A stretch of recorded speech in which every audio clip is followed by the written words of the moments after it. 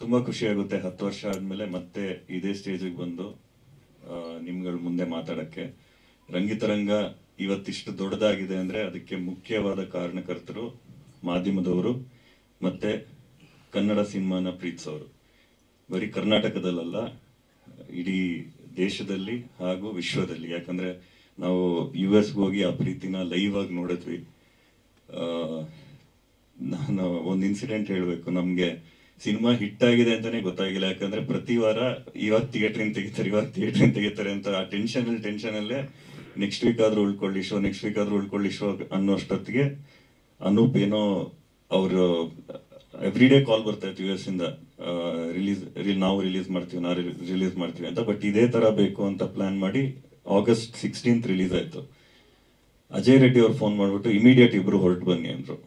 ನಮ್ಗೆ ವೀಸಾ ಇತ್ತು, ನಾವು ಮೈಸೂರಲ್ಲಿ ಯಾವುದೋ ಶೋ ಥಿಯೇಟರ್ ವಿಸಿಟ್ಗೆ ಹೋಗಿದ್ವಿ. ಟಿಕೆಟ್ ಬುಕ್ ಮಾಡಿದ್ರು, ಬಂದ್ವಿ, ಬ್ಯಾಂಗ್ಳೂರ್ ಮನೆಗೆ ಬಂದ್ವಿ. ಸೂಟ್ ಕೇಸಿಂಗ್ ಓಪನ್ ಮಾಡಿ ಹಂಗೆ ಬಟ್ಟೆ ಹಿಂಗೆ ಹಾಕ್ಬಿಟ್ಟು ಏರ್ಪೋರ್ಟ್ಗೆ ಹೋಗಿದ್ ನಾವು.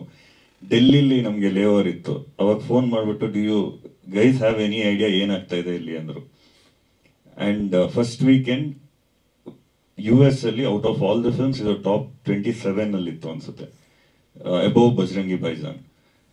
ಸೊ ನಾವು ಫಸ್ಟ್ ಡೇ ಸ್ಯಾನ್ ಹೋಸೆಗೆ ಹೋದಾಗ ನನ್ನ ಫ್ರೆಂಡ್ ಅಲ್ಲೇ ಇದ್ದ.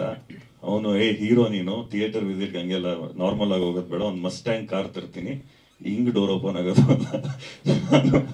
ಗುರು ನಾನು ಯಾರು ಅಂತಾನೆ ಗೊತ್ತಿರಲ್ಲ, ನಾನು ಅನ್ನೋ ಬರ್ತಾ ಅಲ್ಲಿ ಹೋಗ್ಬಿಟ್ಟು ನಾನು ಡೈರೆಕ್ಟರ್, ನಾನು ಹೀರೋ ಅಂತ ಹೇಳ್ಕೊಂಡು ಓಡಾಡ್ಬೇಕು ಅಂತ ನಾವು ಆತರ ಮೆಂಟಲಿ ಫಿಕ್ಸ್ ಆಗಿ ಹೋಗಿದ್ವಿ. ಇವನು ಹಿಂಗೆಲ್ಲ ಕಾರ್ ತರ್ತೀನಿ ಅಂತ, ಶಶಾಂಕ್ ಅಂತ ನನ್ ತುಂಬಾ ಕ್ಲೋಸ್ ಫ್ರೆಂಡ್, ಈಗಲೂ US ಅಲ್ಲೇ ಇದ್ದಾನೆ. ಸೊ ಅವನು ಕಾರ್ ತಂದ, ಬೇಡ ಅಂದ್ರೂ ಕೂರಿಸ್ದ. ಅಲ್ಲಿ ಹೋದಾಗ ಫುಲ್ ದೊಡ್ಡ ಕ್ಯೂ ಕಾಣಿಸ್ತು. ನಾವು ನೋಡು ಬಾಹುಬಲಿಗೆ ಹೆಂಗ್ ಬಂದಿದ್ದಾರೆ ಜನ, ನಮ್ಗೆ ಎಷ್ಟು ಜನ ಇರ್ತಾರೋ ಅಂತ ಹಿಂಗ್ ಇಳಿದ್ಬಿಟ್ಟು ಹೋಗ್ತಾ ಇದ್ವಿ. ಅವರೆಲ್ಲ ತಿರುಗ್ಬಿಟ್ಟು ನಮ್ ಕಡೆ ಓಡ್ ಬಂದ್ರು. ಈಗ ಕಪಾಲಿ ಥಿಯೇಟರ್ ಅಲ್ಲಿ ಹೇಗೆ ಜನ ನಮ್ ಕಡೆ ಬಂದ್ರು, ಅವಾಗ ಫಸ್ಟ್ ಟೈಮ್ ನಮ್ಗೆ ರಿಯಲೈಸ್ ಆಗಿತ್ತು, ಓಕೆ ಈ ಫಿಲ್ಮ್ ಹಿಟ್ ಆಗಿದೆ, ಇನ್ನು ನಾವು ಸ್ವಲ್ಪ ರಿಲ್ಯಾಕ್ಸ್ ಮಾಡ್ಬೋದು ಅಂತ. ನಂಗೆ ತುಂಬಾ ಖುಷಿ ಏನಂದ್ರೆ 10 ವರ್ಷ ಆದ್ಮೇಲೆ ಈ ಸಿನಿಮಾನ ನಾವು ಸೆಲೆಬ್ರೇಟ್ ಮಾಡ್ಬೋದು ಥಿಯೇಟರ್ ಮತ್ತೆ. ಯಾಕಂದ್ರೆ ನಾನು 10 ವರ್ಷದಲ್ಲಿ ರಂಗಿತರಂಗನ್ ಮತ್ತೆ ನೋಡೇ ಇಲ್ಲ. ನಾನು ಅವಾಗ ಥಿಯೇಟರ್ ಪ್ರತಿ ಸಲ ವಿಸಿಟ್ ಮಾಡಿದಾಗ್ಲೂ ಉಳ್ಕೊಂಡ್ರೆ ಸಾಕು ಅಂತಾನೆ ನೋಡ್ತಾ ಇದ್ದಿದ್ದು ಥಿಯೇಟರ್ನ, ಫಿಲ್ಮ್ನ. ಈಗ ಒಂಥರ ಖುಷಿಲಿ ನೋಡ್ಬೋದು ಜನಗಳ ಜೊತೆ.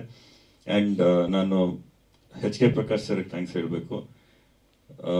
ಅವ್ರು ಫಸ್ಟ್ ದಿನ ಶೂಟಿಂಗ್ ಪ್ರೀ ಪ್ರೊಡಕ್ಷನ್ ಇಂದಾನು ಫಸ್ಟ್ ದಿನ ಸಿನಿಮಾ ರಿಲೀಸ್ ಆದಾಗ ಎಲ್ಲ ನೆಗೆಟಿವ್ ಹೇಳಿದಾಗ್ಲೂ ನಗ್ತಾನೆ ಇರ್ತಾ ಇದ್ರು. ಇದು ಚೆನ್ನಾಗಾಗುತ್ತಿದೆ, ಎಲ್ಲ ಫಸ್ಟ್ ಶೋ ಮುಗಿಸ್ಕೊಂಡು ಬಂದು ನೀವು ಪೋಸ್ಟರ್ ದುಡ್ಡು ವಾಪಸ್ ಬರಲ್ಲ, ಚೆನ್ನಾಗಾಗುತ್ತಿದ್ದು ಅನ್ನೋದು. ನಾವು ಅವ್ರ ಪಾಸಿಟಿವ್ ಎನರ್ಜಿನೇ ಈ ಸಿನಿಮಾಗೊಂದು ಇಷ್ಟು ದೊಡ್ಡ ಸಕ್ಸಸ್ ಮಾಡಿದ್ದು ಅಂತ ನಾನು ನಂಬ್ತೀನಿ. ಅಂಡ್ ನಮ್ಮ ತಂದೆ ಅವ್ರು ಮಾಡಿರುವಂತ ಸ್ಯಾಕ್ರಿಫೈಸಸ್, ಅವ್ರಿಗೆ ನಾವು ಸಿನಿಮಾ ಇಂಡಸ್ಟ್ರಿಗೆ ಬರೋದೇ ಇಷ್ಟ ಇರಲಿಲ್ಲ. ಇಂಡೈರೆಕ್ಟ್ ಆಗಿ ನಮ್ಮನ್ನ IT ಕಡೆ ತಳ್ತಾ ಇದ್ರು. ನಾವು ನಮ್ಮ ಪಾಡಿಗೆ ನಾವು ಶಾರ್ಟ್ ಫಿಲ್ಮ್ಸ್ ಮಾಡ್ಕೊಂಡು ಒಂದಿನ ಅನೂಪ್ ಇಲ್ಲ, ಇನ್ ಲೇಟ್ ಮಾಡೋದು ಬೇಡ, ಸಿನಿಮಾ ಶುರು ಮಾಡಬೇಕು ಅಂತ ಸ್ಕ್ರಿಪ್ಟ್ ಬರ್ತಿದ್ದೀನಿ ಅಂತ ನಂಗೆ ನರೇಟ್ ಮಾಡೋದು. ತುಂಬಾ ಚೆನ್ನಾಗಿದೆ ಮಾಡೋಣ ಅಂತ. ನಾನು ರಜಾ ಹಾಕ್ಬಿಟ್ಟು ನಾನು ಏನ್ ಮಾಡ್ತೀನಿ ಫಿಲ್ಮ್ ಅಲ್ಲಿ ಅಂತ ಗೊತ್ತಿರಲಿಲ್ಲ. ನಾನು SFB ಅಂತ ಒಂದು ಕಂಪ್ನಿಯಲ್ಲಿ ಕೆಲಸ ಮಾಡ್ತಾ ಇದ್ದೆ. ನಮ್ಮ VP ಕನ್ನಡದವರು, ಸರ್ ನಮ್ಮ ಅಣ್ಣ ಫಿಲ್ಮ್ ಮಾಡ್ತಾ ಇದ್ದೆ, ನಾನು ಹೋಗ್ತಾ ಇದ್ದೀನಿ, 1 ತಿಂಗಳು ರಜಾ ಬೇಕು ಅಂದೆ. ನಮ್ಮ ತಲೆಯಲ್ಲಿ 1 ತಿಂಗಳಲ್ಲಿ ಶೂಟಿಂಗ್ ಮುಗಿದೋಗುತ್ತೆ ಅಂತ. ಅವರು ಸರಿ ಹೋಗಿ ಚೆನ್ನಾಗಿ ಮಾಡಿ ಫಿಲ್ಮ್ ಅಂತ ಕಳ್ಸಿದ್ರು. ಅನೂಪ್ ತಲೆಯಲ್ಲಿ ಇವನೇ ಹೀರೋ ಆಗ್ಬೇಕು ಅಂತ. ಬಿಕಾಸ್ ಒಂದು ಶಾರ್ಟ್ ಫಿಲ್ಮ್ ಅಲ್ಲೆಲ್ಲ ನಾನೇ ಆಕ್ಟ್ ಮಾಡ್ತಾ ಇದ್ದಿದ್ದು. ಸೊ ನಮ್ಮ ತಂದೆಗೆ ಇಬ್ರು ಕೆಲಸ ಬಿಟ್ಬಿಟ್ಟು ಇವ್ನು ಡೈರೆಕ್ಟರ್, ನೀನ್ ಹೀರೋ, ನಾಳೆ ಫಿಲ್ಮ್ ನೋಡ್ಲಿಲ್ಲ ಅಂದ್ರೆ ಇಬ್ರು ಮನೇಲಿ ಕೂತ್ಕೋಬೇಕಾಗುತ್ತೆ ಅಂತ ಇವರು ಬೇಡ ಅಂತ. HK ಪ್ರಕಾಶ್ ಸರ್ ಇಲ್ಲ ನೀವು ಇವರೇ ಮಾಡ್ಲಿ. ಆಮೇಲೆ 20 ಜನನ ಆಡಿಷನ್ ಮಾಡಿ ಅದರಲ್ಲಿ ಯಾರು ಬೆಸ್ಟ್, ನನ್ಗೆ ಇರೋ ಬರೋದೆಲ್ಲ ಮಾಡ್ಸರು, ಡ್ಯಾನ್ಸ್ ಎಲ್ಲ ಮಾಡ್ಸರು ಆಡಿಷನ್ ಅಲ್ಲಿ.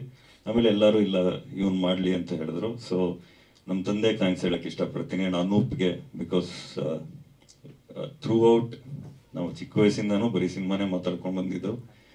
ಅಂಡ್ ಆ ಜರ್ನಿ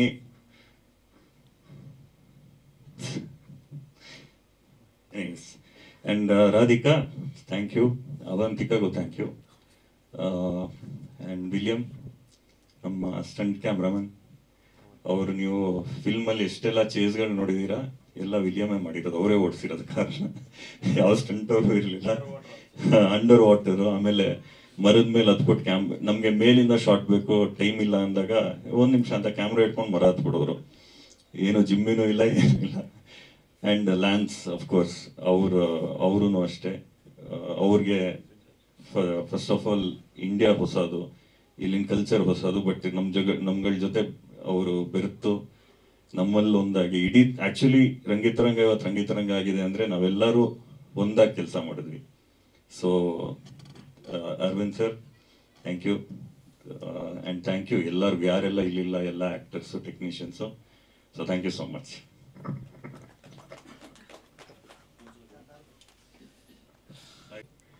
ಈ ಆಕ್ಷನ್ ಅವರೆಲ್ಲ ಫುಲ್ ಟೆನ್ಷನ್ ನಂಗೆ. ಸರ್ ಜೋರಾಗಿ ಬಿಡ್ಬೇಡಿ, ಸೀನಿಯರ್ ಆಕ್ಟರ್ ಹಂಗಂದ್ ಬಿಡ್ತಾರೆ ಹಿಂಗಂದ್ ಬಿಡ್ತಾರೆ ಅಂತ ನಂಗೆ ಫುಲ್. ನಾನು ಊಟನೂ ಮಾಡ್ಲಿಲ್ಲ, ಬರೀ ಒದಿಯೋದೇ ಪ್ರಾಕ್ಟೀಸ್ ಮಾಡ್ತಾ ಇದ್ದೀನಿ.